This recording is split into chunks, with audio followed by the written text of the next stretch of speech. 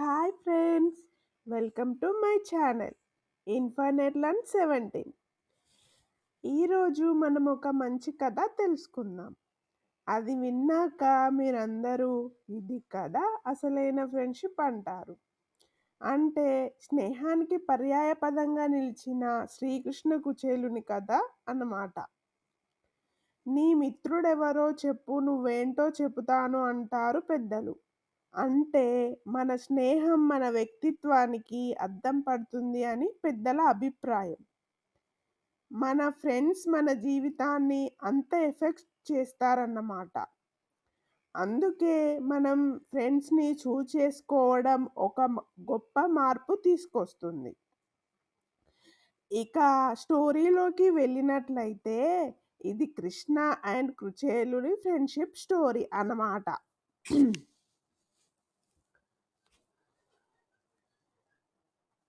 ఇంతకీ కృష్ణుడు ఎవరో మనందరికీ తెలుసు. అంటే కుచేలుడెవరంటే, కుచేలుడు శ్రీకృష్ణునికి చైల్డ్‌హుడ్ ఫ్రెండ్ అన్నమాట. శ్రీకృష్ణుడు బృందావనంలో నివసించే టైంలో వాళ్ళ తల్లిదండ్రులు అంటే దేవకీ వసుదేవులు కాకుండా యశోద నందనలతో ఉన్నప్పుడు తనకి కుచేలుడు మంచి బాల్యమిత్రుడన్నమాట. కుచేలుని అసలు పేరు సుధాముడు.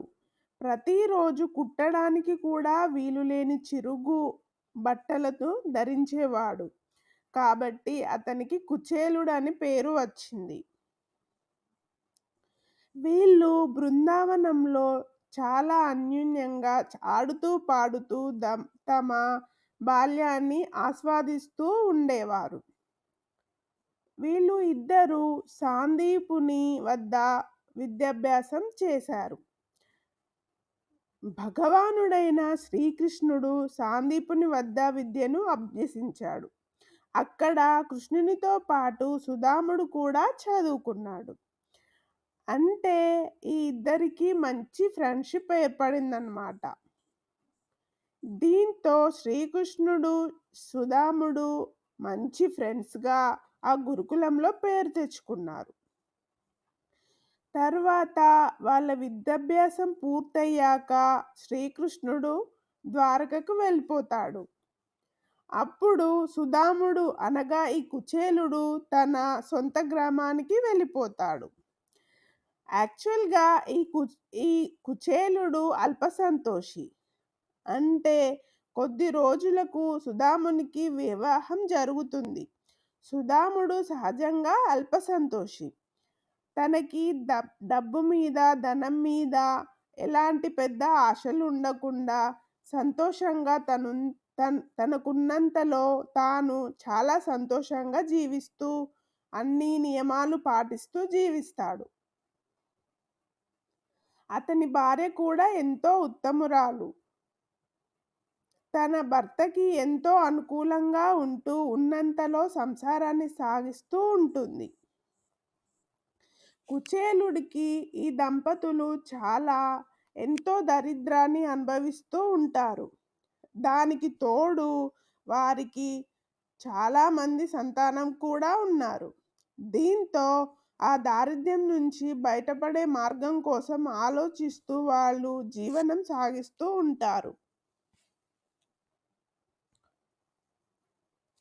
అప్పుడు కుచేలునికి తన భార్య ఒక సలహా ఇస్తుంది. ఒకరోజు కుచేలుని భార్య తన భర్తతో, స్వామీ, మీరు శ్రీకృష్ణునికి గొప్ప ప్రభువు, ఐశ్వర్యవంతుడు, మీకు మంచి మిత్రుడు చెప్తూ ఉంటారు కదా, ఒకసారి ఆ జగన్నాథుణ్ణి కలిసి మన కష్టాలు చెప్పి సహాయం అడిగితే కాదనక తప్పక సహాయం చేయగలడు. దానితో మన దరిద్రం నుంచి బయటపడి పిల్లలకు కడుపు నిండా అన్నం పెట్టి సుఖంగా ఆకలన్నది ఎరగకుండా జీవిస్తాం కదా. అడగనిదే అమ్మైనా అన్నం పెట్టదంటారు కదా. ఒకసారి వెళ్ళి మీ బాల్యమిత్రుణ్ణి కృష్ణుణ్ణి కలిసి రండి అని చెబుతుంది. భార్య మాటలు విన్న కుచేలుడు సంతోషంతో అలాగే వెళ్తాను. కానీ చాలా రోజుల తర్వాత నా మిత్రుడి దగ్గరకు వెళ్తున్నాను కదా, ఖాళీ చేతులతో ఎలా వెళ్తాను? ఇంట్లో ఏమైనా ఉంటే ఇవ్వు తీసుకువెళ్తాను అని అంటాడు. అప్పుడు తన భార్య ఇల్లంతా వెతికి డబ్బలో అడుగున ఉన్న కొన్ని అటుకులను మూటగా కట్టి ఇస్తుంది. వెంటనే బయలుదేరిన కుచేలుడు ధనం సంగతి ఎలా ఉన్నా తన చిన్ననాటి స్నేహితుడిని కలుసుకోబోతున్నందు ఆనందంతో ద్వారకకు చేరుకుంటాడు. ద్వారక నగరానికి చేరుకున్న కుచేలుడు అక్కడ ఉన్న గొప్ప భవనాలు, రాజప్రసాదాలు చూసి నేను కృష్ణుడిని కలుసుకోగలనా లేదా? చిరిగిన వస్త్రాలతో ఉన్న నా అవతారం చూసి రాజభటులు నన్ను భవనంలోకి ప్రవేశం కల్పిస్తారో లేదో అన్న సందేశంతో కొట్టుమిట్టులాడుతూ ఉంటాడు. ఏదైతే అదయిందిలే అని చివరికి రాజభవనాన్ని చేరుకుంటాడు. కుచేలుని అల్లంత దూరం నుండి చూసిన శ్రీకృష్ణుడు పరుగు పరుగున ఓయ్ కుచేలా ఎన్నేళ్లకు రారా అంటూ ఆప్యాయంగా భుజం చుట్టూ చేయి వేసి లోనికి తీసుకెళ్ళి కూర్చోబెట్టాడు. సకల సాపర్యం చేసి అతని యోగక్షేమాలను తెలుసుకున్నాడు. ఇది కదా నిజమైన స్నేహం అంటే. అంతటి భగవానుడైన శ్రీకృష్ణుడు అతిథిగా వచ్చిన కుచేలుని పాదాలు రుక్మిణి సమేతంగా కడిగి ఆ నీటిని తన శిరస్సున చల్లుకుంటాడు. రుక్మిణీదేవి శిరస్సును కూడా చల్లుతాడు. ఇది మన ఇంటికి వచ్చిన అతిథిని ఎలా ఆదరించాలో సాక్షాత్తు భగవంతుడు తాను ఆచరించి మనకు చూపించాడు.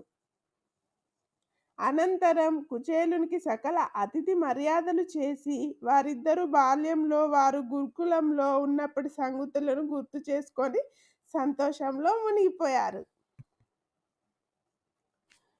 అప్పుడు కుచేలుడు ఓ కుచేలా నీవు నా కోసం ఏం తీసుకురాలేదా అని అడిగాడు. అప్పుడు కుచేలుడు సిగ్గుతో తన చిరుగు వస్త్రాలతో భార్య కట్టి ఇచ్చిన అటుకులను ఇవ్వగా కృష్ణుడు ఎంతో ఆనందంతో నాకు ఇష్టమైన అటుకులు తీసుకువచ్చిన నువ్వే నాకు నిజమైన మిత్రుడివి అని ఒక గుప్పెడు అటుకులు తన నోటిలో వేసుకున్నాడు. మరో గుప్పెడు తీసుకోబోగా రుక్మిణిక చాలు స్వామి అని వారిస్తుంది. సాక్షాత్తు ఆ శ్రీ మహాలక్ష్మి స్వరూపమైన రుక్మిణీదేవికి తెలుసు శ్రీకృష్ణుడు ఒక గుప్పెడు అటుకులకే కుచేలునికి ఏమి ఇచ్చాడో, అందుకే వారిస్తుంది. శ్రీకృష్ణుడు చేసిన అతిథి మర్యాదలకు ఆనందంతో పొంగిపోయిన కృష్ణుడి నుంచి వీడుకోలు తీసుకొని తన సొంత గ్రామానికి బయలుదేరుతాడు. కొంచెం దూరం పోయాక అతని భార్య తమ దారిద్ర్యం పోగొట్టే ఉపాయం కృష్ణుడిని అడగమన్న విషయం గుర్తుకు వస్తుంది. అయ్యో, నేను కృష్ణుడిని కలిశానన్న ఆనందంలో అసలు విషయమే మర్చిపోయానే అని అనుకొని అయినా పర్వాలేదులే, మహాత్ముని చూడడమే ఈ జన్మకు గొప్ప వరం. అయినా భగవంతుడిని ఇది కావాలి అని మనం అడగాల్సిన అవసరం లేదు. ఆ జగన్నాటక సూత్రధారికి తెలియనిదేముంది అని తృప్తిగా ఇంటికి వెళ్ళిపోతాడు. తన ఊరికి చేరుకున్న కృష్ణుడు ఇంటి దరిదాపులకు చేరుకున్నాక అక్కడ కొత్తగా కనిపించింది. అంతా పెద్ద భవనం. తన పల్లెలో చూడనే లేదు. నా నివాసం ఏమైంది అని కుచేలుడు వెతుకుతూ నౌకరులను ఎదురు వచ్చి రండి దయచేయండి స్వామి అని రత్నమణిమణిమిత్తమైన ఆమె భవనంలోకి కుచేలుని తీసుకుపోయారు.